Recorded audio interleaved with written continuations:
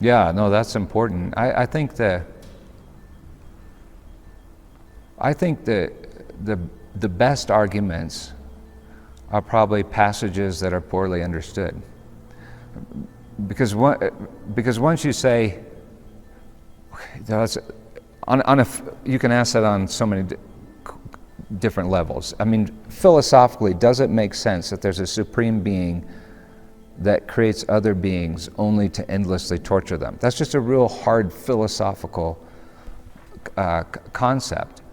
But then if you say that that being is love, and we have some kind of idea of what love is, it just becomes incredibly untenable, especially if that being is all-powerful.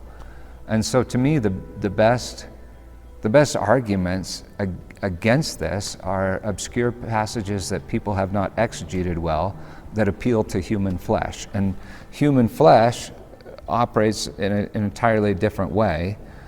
Human flesh is all about consuming the things around it, and we project onto God and think that God is like one of us.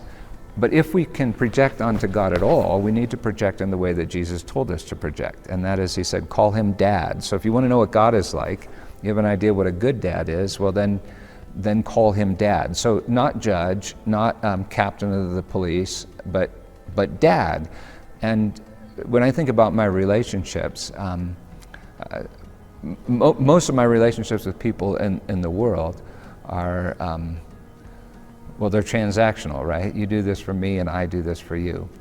But I have this relationship with my 4 children that is entirely not transactional, because I watch them come into the world, and I'm overwhelmed by this sense that, well, what you do to them, you do to me, and I just adore them. I can't imagine.